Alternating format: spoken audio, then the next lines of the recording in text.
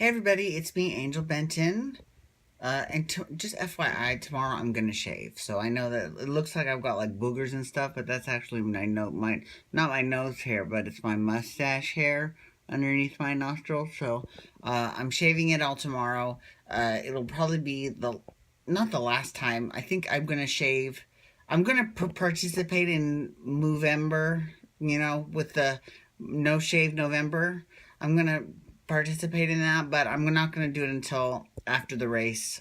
So the race day next Sunday will probably be the last day that I shave for November, and then that'll be actually a good exercise for me for. Excuse me. That'll be a good exercise for me to see how much facial hair I have left, because I used to have like a really hairy face. It's funny is I found this old picture of me that I had a rockin' twink little body, but I had a very hairy face. It was actually a real red face too. I think I had just gotten sunburned, so I had a red face with a white body. Oh, it looked awful, but whatever. Whatever. That was like 15 years ago at least. So, anyways, I had this dream last night. I had a dream last night that there was this crazy soap opera crossover between Days of Our Lives and General Hospital, which, on the one hand, it doesn't make that much sense because they're on different networks. But on the other hand, how cool would it be if that was true? Because they are they're both at the bottom of the ratings. The other two CBS soaps, they're fine. Young and the Restless and Bold and the Beautiful are in no danger of getting canceled. But General Hospital and Days of Our Lives, it feels like they're both just one day after another. They're just one's in jeopardy and the other isn't. And although I must say, General Hospital, although they've been on point with their storytelling, including their acting and their writing and everything about them, it's not enough to bring in new viewers. So I think that would be a great idea. Not just because I would love to see those soap worlds collide, which I would, but it's also because it would be nice to see that kind of unity between different networks that they want to see the genre survive. Do you remember back in the day, and this will show my age, but there used to be a show called Battle of the Network Stars, where they would actually have every single network. Well, back then there were just three networks. Fox wasn't around, the CW wasn't around, which back in the day was both either UPN or WB. But I remember when Fox came out. I remember when they were like, "There's a fourth network, what?" And how long did it take for Fox to be given any sort of legitimacy at all? So it was a really cool thing. Now, Bravo did try to bring it back with a slight twist. They called it Battle of the Network Reality Stars, and they put reality, but it didn't really work. Like, it wasn't the same. It didn't have the same campiness as watching a famous actor or actress, do an obstacle course. You know what I'm saying? So, but that's neither here nor there. But the whole point is, though, is that if ABC and NBC were to do that sort of soap crossover, I think it would be a good thing. I could be crazy though, and it literally came to me in a dream last night. It was really weird. Whatever. Anyways, okay, so talk about Young and the Restless, because that's what today's Sudsy recap is all about. Young and the Restless. So this past week, Young and the Restless, it was pretty good. First of all, I love me some Crazy Patty. I love me. She is great. She's awesome. I love everything about her. She's fantastic. So she's trying to get out of this mental institution. Now, first I don't remember what it was. She was in one of them, and Sharon's like, okay, you got to act so crazy that they transfer you, and then when they do the transfer, I'll have someone take you, and you can escape. So she played her part and she acted all crazy, but then at the end of the day, Sharon wasn't there. But honestly, in Sharon's defense, she didn't even know that this transfer was happening.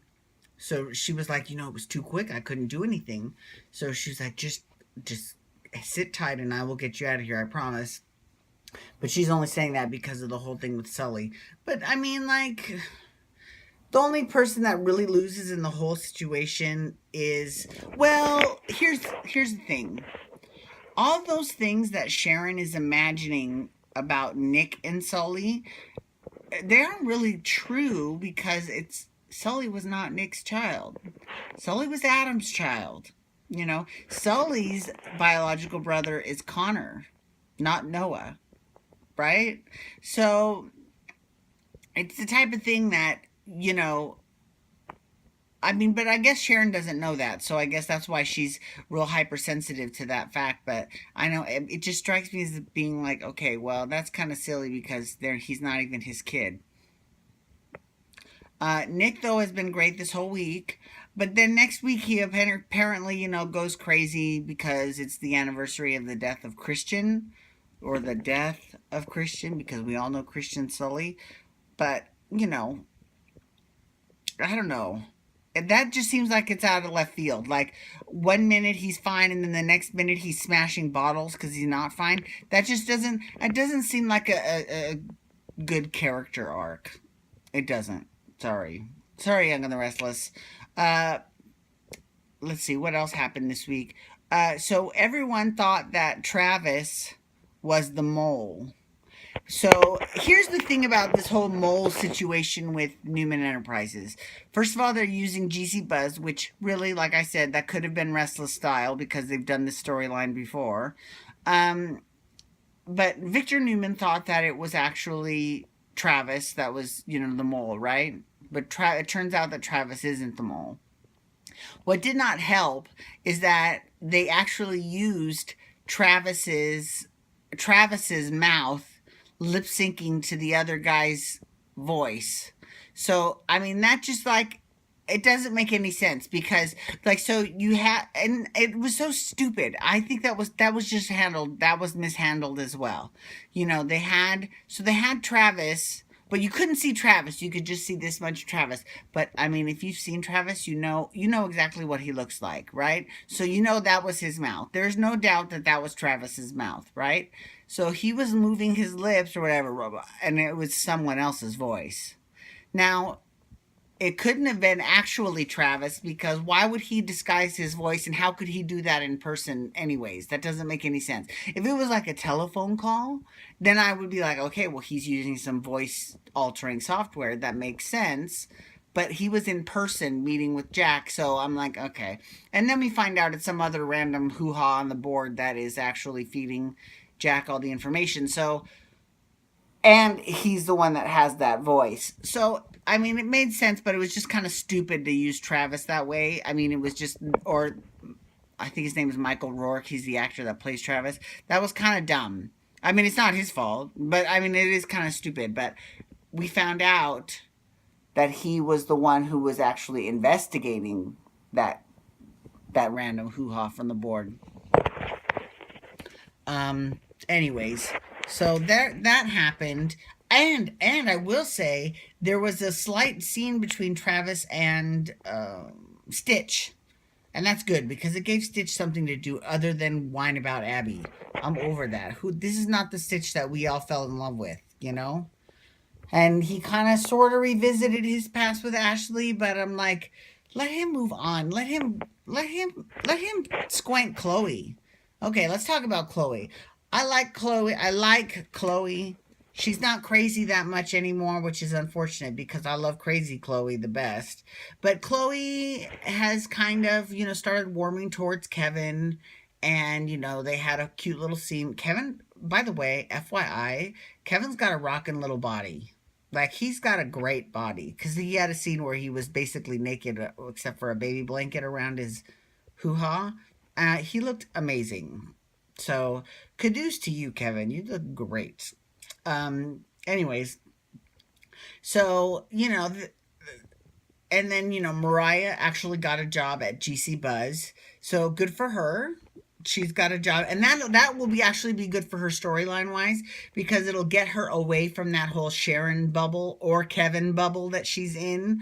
Those two bubbles. It'll now get her into the whole Hillary drama because let's face it, Devon and Hillary are a real snooze, but this has potential. We'll see. We'll see what happens in the upcoming weeks. This has potential. Anyways, thank you so much for logging on today to discuss Young and the Restless. Feel free to chat with me on Twitter at Angel Benton, hashtag YR to discuss Young and the Restless. Tomorrow I'll be talking Days of Our Lives. And then Monday I'll be discussing for the last time Real Housewives of Orange County, because next week is Vanderpump Rules. Okay, take care, everyone, and have a really great night. Wubba, wubba, wubba.